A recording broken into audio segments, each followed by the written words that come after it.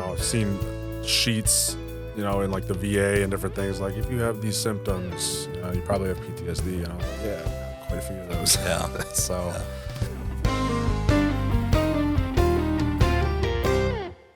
Hey everybody, Doc Brian here, and welcome to Doc Talks. We talk about people's troubles, trials, tribulations, and hopefully triumphs in life. Again, today we're in LifeWord Studios in Conway, Arkansas, broadcasting in over 150 languages to 127 countries with a potential listening audience of 2 billion people. You can find all of our content at lifeword.org. Today I have with me Paul Tucker, who's a great friend. We've known each other for probably 2 years now, 2.5, somewhere in there.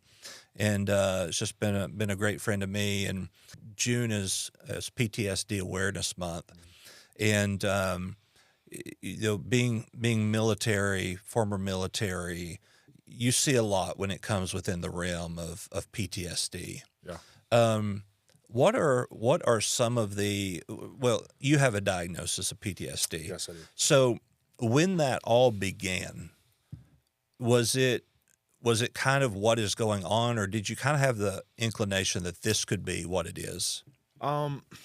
So I think my family recognized it well before I did. Mm-hmm. And it wasn't really that I was like in denial, but I didn't think it was as bad, which is common for veterans and, law enforcement. Like, yeah, I'm not that bad. Somebody's worse off. And that's such a big downfall when it comes to veterans and everything. But, I was diagnosed officially, I believe it was in 2019. Mm-hmm. So I deployed in 2010, 11, and then, so many years later. So yeah, it was just, I've seen sheets, in like the VA and different things. Like, if you have these symptoms, you probably have PTSD. And I was like, yeah, I've got quite a few of those. Yeah. So. Yeah. Was there ever kind of, though, a state of denial that that's probably what is not happening here? I wouldn't say there was a state of denial. The denial was, again, I think it was that somebody else probably is worse off. So like, I'm not that bad. We all deal with it, type of thing, and just drink water and drive on, type of thing. Yeah. So take an aspirin. Yeah, call me in the morning. Ibuprofen and some water. And change your socks. Yeah. So what were some of the symptoms that you had at the very onset? So when I first got back from Afghanistan, it was actually really hard for me to make eye contact with even my family. I had family that was there the day we landed, back in country, and it probably took me about 2 weeks to really start kind of making eye contact. And then from there, just a lot of anxiety, depression. I had some panic attacks, which if you've never experienced one of those, it kind of feels like you're drowning. Just hypervigilance was a big one.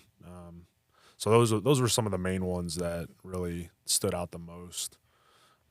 Yeah, but in that combination of symptoms, would it be fair to say that would be normal for someone who had just come back from Afghanistan? Yeah, absolutely. You would think so. And I guess, again, I think that's part of why I didn't really think too much into like the PTSD diagnosis, or that, I really needed to affect it. Just, part of, rehabilitating back to being back in the States. Yeah. So how long were you in Afghanistan? It was right at a year. Okay. Yeah. And I imagine, well, it has to be the culture and how things operate and work there, even though you are, a U.S. station or however it's labeled there, and you're around Americans, the culture is still much different. Yeah. Than what you have at home. Yeah, and I think even if you don't experience combat, which there's a lot of people that never leave the FOB. That's what I think you're trying to get to, or the COP, or there's different operating bases out there. But for the ones that don't even leave, you got to think, right? You're going to a foreign country where there is war going around you. There's potential for indirect fire, mortars and rockets, stuff like that. But there's also you're leaving what your normalcy, even if you're a young soldier, military member at 18 years old, you're going to a foreign country, barely out of high school. You probably don't even know how to write a check at this point, and you're completely removed from your family. So I think even if you don't experience combat, you're gonna have some of those stresses, for anybody that goes over there. Because I know, there's times where if a military member died or they're missing or something, they would do a blackout, which means we had no communication with back home. So they cut off phones, internet, all that, and your family, I'm sure, is feeling the same thing. Like, oh, what's going on, that turmoil, but also having that thought back home, having that helplessness of like, I can't help my family if something's going on right now. So, as a man and as a leader, even just have any family, that's a traumatic thing. That can be a traumatic thing. Yeah. I know within my PTSD symptoms, one of my triggers is not having a phone. That I have to have it. Here a few months ago, you may remember there was a blackout of service from AT&T for several hours. Well, I was actually on the interstate driving to Oklahoma when it blacked out, and I was like, I can't handle this. I don't have a phone. OnStar wouldn't work. What if we were in a wreck? Yeah. Which led me to question, well, what did y'all do, before cell phones if you had a wreck? Well, we went and knocked on the door of whoever. Well, I wouldn't be able to do that. There's too much whose door am I knocking on? You don't know what you're getting Nowadays, into. Yeah. And so somebody may look at that and say, well, that could be a normal stressor for anybody. And it could be. Any symptom of PTSD could be a symptom of just about anything. And so particularly when we look at PTSD, there has to be that the symptoms have lasted more than 4 to 6 weeks to actually get a PTSD diagnosis. So if you're back home, you're experiencing these things, how long did it take you before you realized or somebody else said, hey, I think there's something going on, before you actually sought treatment? Oh, it was years. I imagine it was pretty early on that it was recognized from my family members. I couldn't, exactly remember, but I know it was pretty early on.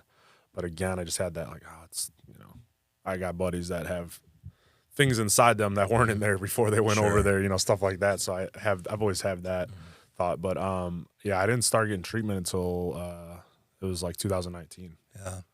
So how does that classical psychologist question here, how does it make you feel that your trouble, your result of active duty is mental and emotional while other people have physical ailments? Did it make you feel like yours was less than? I don't think so, because at that point, I feel like I think I had enough knowledge and just knowing so many different guys that have it, or just different military members that I served with and everything that have it. Like there's a lot more people that have the PTSD, the mental scarring, than they do the physical scarring from these wars we've been going through. Yeah. I read a statistic the other day, which you were in the Army, right? Correct. The Army now has the highest suicide rate amongst all branches of service. Why do you, and you may not be able to answer this question, but why do you think that is specific to the Army? I don't know if this is the case, but I imagine it's just like anything where there's a higher number of soldiers. I think the Army, I know it used to be, but the Army is the biggest of the branches. So with any statistic, if there's a higher number, it's gonna be worse. You know what I mean? Mm-hmm. But also, I don't know. That's about the gist of it. But also, it's probably the ones that are there the most. Yeah, and it's interesting too that of all of the Army bases, the one that has the highest suicide rate is in Washington State. Wow. And so, you could understand that, being that there's not as many daylight hours, even in the June or July. Everybody is up there, and the high today is supposed to be in the mid 50s. And so you're taking people from all across America and sending them to a place of really environmental isolation as they would know it.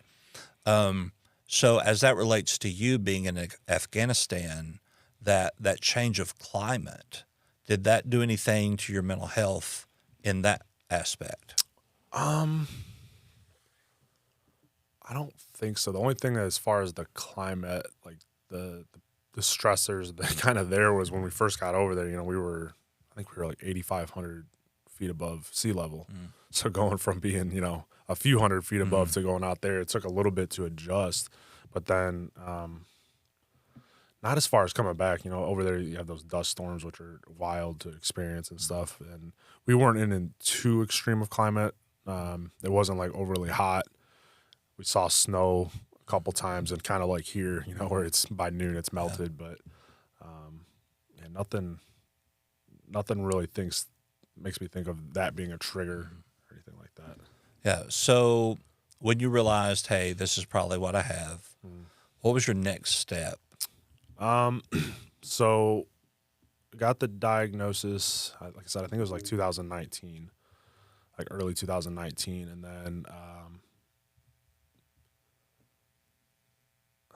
I think the initial thing was medication, which that seems to be what happens these days, medicate before therapy. I did some therapy. I've had good psychologists, psychiatrists, and I've had some not so good ones. Some that are, kind of pretentious, and but didn't help that shortly after that diagnosis, COVID happened. Yeah. And that was a big trigger. Yeah, and which I'm assuming again that treatment plan was through the VA. Yeah. And so it seems like the tenure of doctors at the VA isn't very long. No. And so you and specifically in our mental health, you need a physician or a therapist that is going to be long term. Yeah.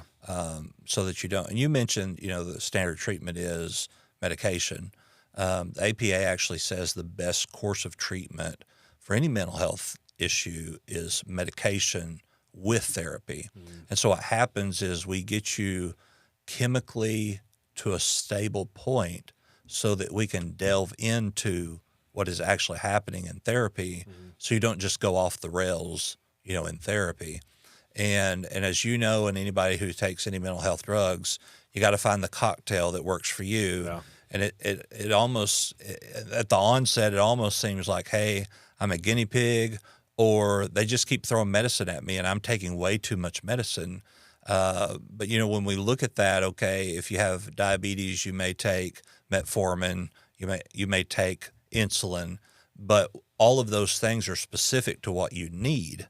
And so within the mental health realm, if it is anxiety, panic, there's one medication for that. If it's depression, it's a different kind of medicine. Yeah. If it is, that you're having certain emotional things, then it's another medicine. If it's behavioral, it's another medicine. So for our listeners, if you're throwing a bunch of medicine, don't think that you're really bad or, something way off. Because one of the most common questions I have when people come to me for therapy after their initial telling me what's going on, they say, I bet you've never heard anybody as messed up as I am. And I said, oh, yes, I have. Yeah. Because everybody thinks their problem is just the worst. Yeah. And it is to them. A minor surgery for you is a major surgery for me. And so as you begin to delve into this treatment, was there ever a point of where you felt like you were getting this, but maybe you didn't deserve it, or maybe that it wasn't really working and maybe you should just forget about all of it and try to deal with life? Yeah. So, like I said, a couple things happened around COVID, right? So that was a huge trigger for me. Because at that point I was still in Detroit and going to work, driving into the city, a generally very populated city, when there's like nobody around, which triggered me to thinking about, before being attacked, right? If there's nobody on the streets overseas, you're probably about to get attacked, ambushed, or whatever. So that was a trigger. And then it was very apocalyptic, which, just was weird. But also at that time, it wasn't as easy to get, therapy or, medicine, and it wasn't necessarily at the forefront right then because just so much was going on in the world. So I know I kind of stopped trying. I think that was still in the kind of the phase of trying different medicines and stuff. So at that point, I think I stopped taking anything. And it wasn't until I got down here that I got a new psychiatrist, right? Yeah, psychiatrist. And like you said, the tenure is not very long in the VA. I had finally, I think it might have been my second psychiatrist here. And then I finally was on a medicine that I felt was working well for me. And I ran out, it was on me. I didn't call for a refill or whatever. And I called, and they're like, yeah, you have to talk to your psychiatrist before you can get a refill. And called the psychiatrist, like, well, I'm new. I've never seen you before. I need to see you before I can have this. And I kind of had a meltdown. I'm I'm struggling really bad right now, and you're denying me what's been prescribed for a while. So I think that's a really big issue within the VA is, having all these residents that come through, especially in the mental health, right? I can understand where it's a normal, MD type of thing where, yeah, okay. But if you're about to, for my instance, like I had to kind of get aggressive, and it wasn't, it was just, I was reacting. I was having bad symptoms. I was struggling in that moment because they were like, yeah, we have to see you before you come. Sometimes it's like weeks or months before you can get seen. I'm like, what are you talking about? Like, I'm really struggling. I ended up getting it squared away, and now I'm with a provider. He's been there for years. He's like, I'm not going anywhere. So I was fortunate in that aspect, but that's a big issue, I think, within the VA. Yeah. Well, even within the civilian world, if you were to try to get an appointment with a therapist or a psychiatrist, you're looking at 4 to 6 weeks to be seen. And a lot can happen in 4 to 6 weeks. Yeah. And the availability of mental health professionals is very low, but also the payment of Medicaid or Medicare for mental health services is very low. For instance, there was this lady that wanted to come to me for therapy, and her Medicaid plan only paid for one therapy session every 2 weeks.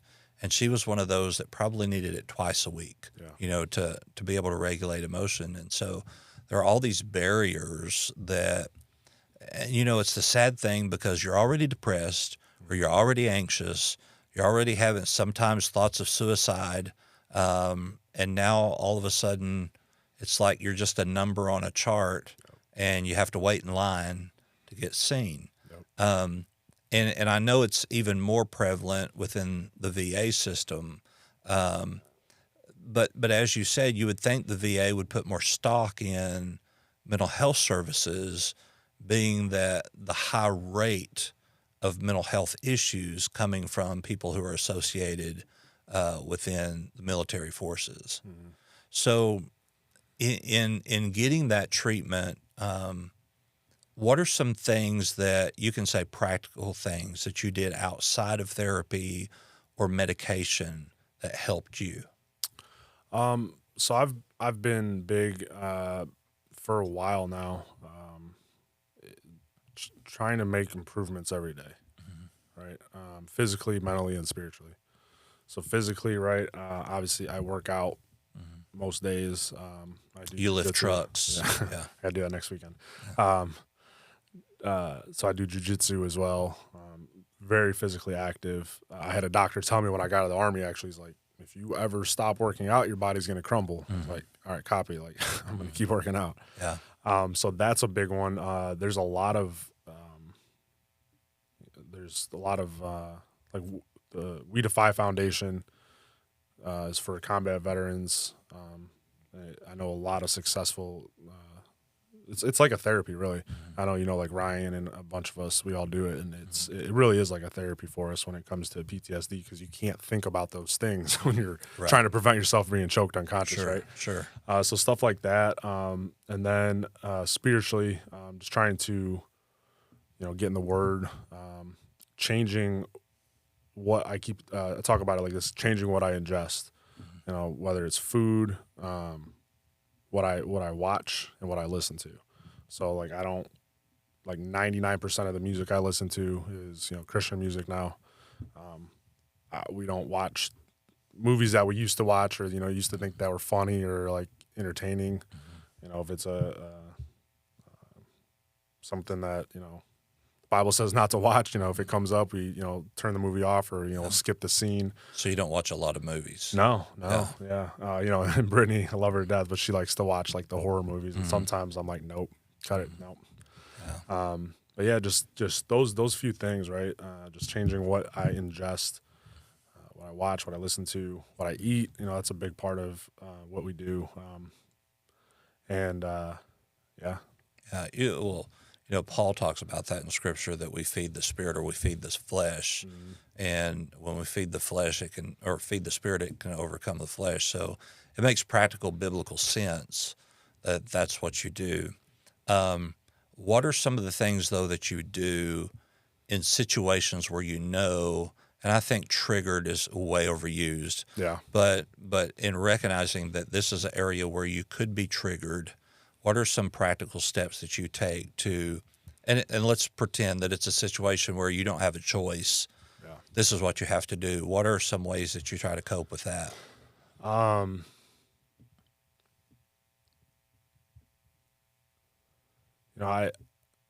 trying to think of something that's kind of triggered me here recently. I think one of the ones was we was traveling, and we ended up going into a Buc-ee's, and it was shortly after the world kind of opened back up. Yeah. After COVID, and that was the first time I'd been around that many people in a while. So I had to kind of go in and get right back out. But sometimes it's as simple as, doing some like breathing exercises, or just kind of even like temporarily removing myself from a situation, right? Because sometimes I've had it where just going into like a Walmart marketplace, where there's not even like a tremendous amount of people, but where there's just enough people where it can make me anxious, and just kind of got to remind myself that, like, you're okay. Just do what you got to do and get out. Right. One of my triggers is I can't sit with my back to a door. Yeah. But like if I go out to eat with one of the guys in our men's group, I can do that because I trust them enough but if it's my wife or kid, and not that I don't trust them, but I'm their protector. Yep. And so, there are situations where that's just not possible, that you do that. And so I try to, even if we have to wait a little longer, we'll wait so that we can get away to be facing the door. There are those little things. It may be, veterans deal a lot with the 4th of July, with fireworks. Even though I know, and that veterans know that that's fireworks and not rounds being shot, but it's that immediate boom that could trigger that PTSD. And so when I say trigger PTSD, I'm talking about trigger a symptom of PTSD. So when you are in these situations, let's say you're in a situation, you're triggered, what do you immediately do? Man, and honestly, it's been a little while since I've been triggered. I'd like to think that I'm pretty in control now, but I'm trying to think of the last time I was like triggered. Sometimes loud noises, it will make me kind of turn and face the threat, and maybe if I'm carrying, I'll kind of motion in that direction or whatever. But loud noises. Like I remember recently the transformer outside of our house blew up, right across the street. That's pretty loud if you've never heard that. So that, I stuff like that. Like I still have that hypervigilance, so I immediately, after I listen for a second one or something, you know, I go and check it out. Yeah. But, So has there ever been a time since your diagnosis that you felt calm and safe? yeah, I feel pretty calm and safe most of the time now. I think a lot of that has to do with my spiritual growth. I think that's a big part of it, honestly, because prior to moving down here to Arkansas, I was nowhere near where I am today with my my walk with Christ, and that's a huge part of it. Just having faith that whatever happens to me, God's got me. You know, I think that's a huge comfort, and that, you know, there's times where I'm like, you know, I avoid a lot of things. Like, I don't like going downtown. I just try to avoid situations that might put me in a spot to where I have to do something. Right. You know, but I think the biggest part is, honestly, just thinking about it right now in this moment, is that my spiritual growth. Okay. So how would you, when you say spiritual growth, that could mean a plethora of things. Sure. So how have you found the most effective way to do what you do that causes you to grow spiritually? Like I said, I pretty much only listen to Christian music. Like, on my way to work, you know, I listen. My workout music is Christian metal, you know, like, but also listening to sermons, just listening to the Bible app, just, you know, trying to immerse myself in worship or the Word, especially on drives and stuff like that. You know, obviously going to church, Bible studies, all the things I go to. You know, obviously how we met at a men's Christian retreat. I do the same thing with my wife. We've gone to like 3 or 4 different ones. We haven't even been married 2 years yet. Like I told you recently, I'm signed up for another one. I'm just constantly trying to feed myself more in just different ways, and so I can, you know, discern from things that I don't believe are quite biblical, but also so I can get different perspectives. Sure. And everything like that. Yeah. You weren't married when we met, but you were Right. engaged, I think, maybe. Don't recall. Yeah. But even prior to marriage, y'all were going to marriage conferences. We were. You're right. Yep. Yeah. And so I remember asking you, well, you're not even married yet. Why would you go to a marriage conference, you know, marriage enrichment?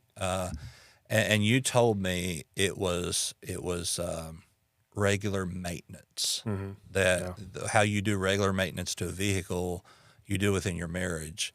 And thankfully, you have a wife who understands where you come from, understands the difficulties and the challenges that you face, not only as a veteran, not only as a man, but within your diagnosis.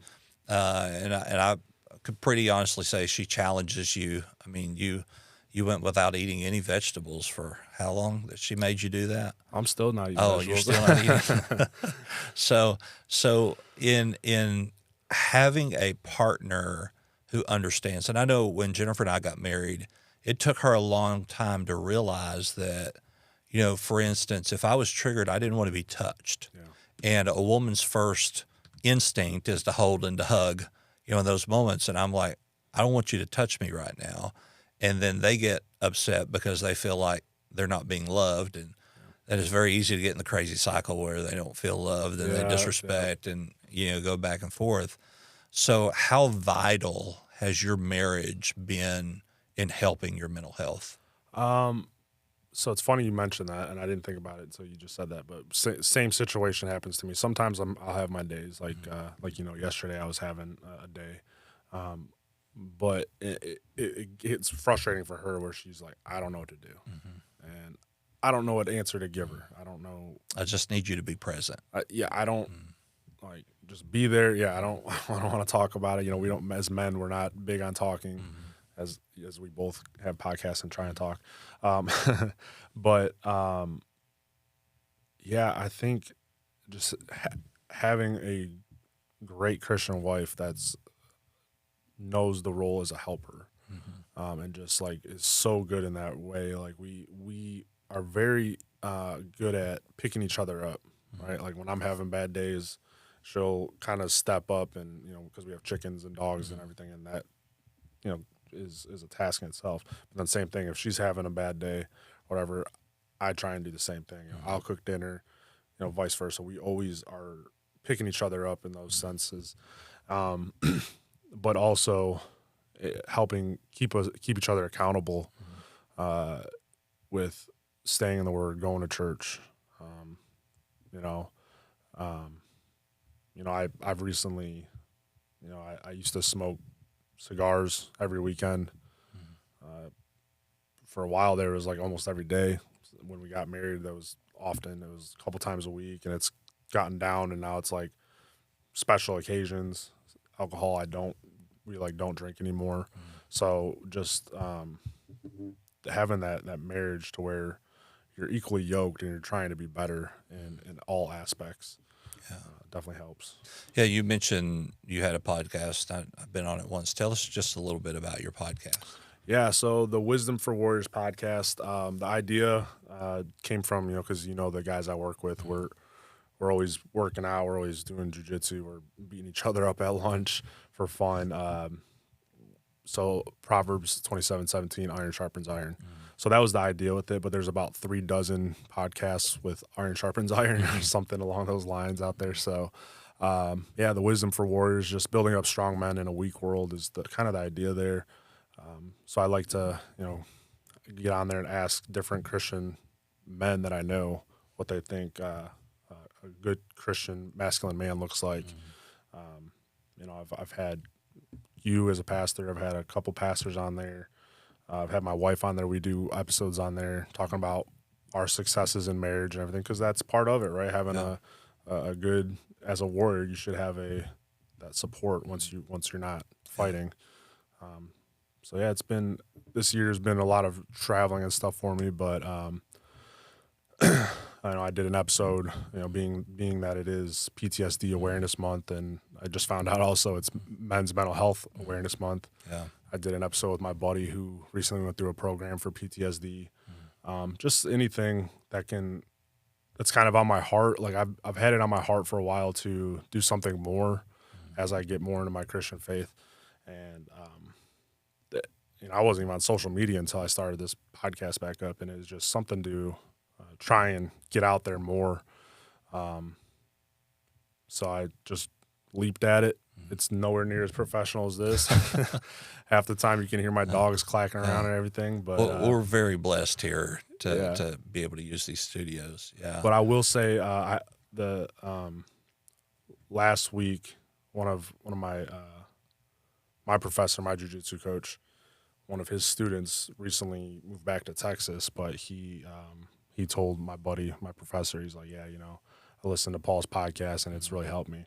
And honestly, if it can help, I don't need to know about it, but if I can have that thought that at least one person's going to hear it, and it's going to help them, that's all that matters. Yeah. So where can they find your podcast? So I'm on all major broadcasting, so Spotify,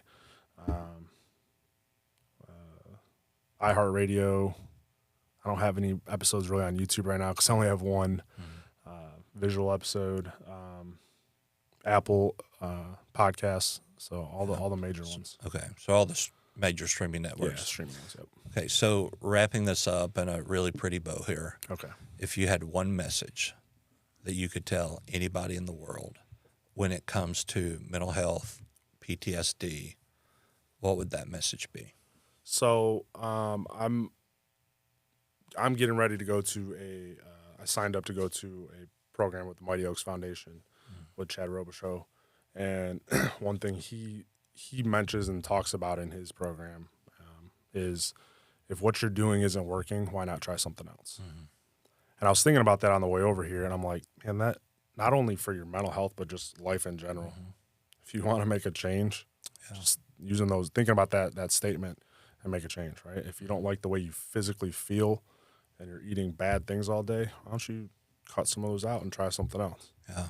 If you want to be in better shape, why don't you once or twice a week, instead of taking the elevator, take the stairs. You know, just those little steps. And it's kind of like, to also piggyback what I was saying earlier, right? You don't have to run a marathon your first day, but, you know, just take those little steps. Change what you listen to, change what you watch, change what you eat. I think that's probably what I would say. Yeah, absolutely. Well, Paul, thank you for being here with us today. It's always great to have you. All right. It's been, as you know, Mental Health Month, Men's Mental Health Month Awareness, PTSD Awareness Month. Just want to tell you, if you are suffering from a mental health condition or you're suicidal, you can always text or dial 988 for the National Suicide Hope Line. If you're in the state of Arkansas and you're a veteran with a mental health crisis, you can always reach out to We Are the 22. That's We Are the 22, the numbers 22.org. And a great group of folks there, and they'll come to your aid. So thank you for listening today, and we hope that you have a good rest of your week. Goodbye.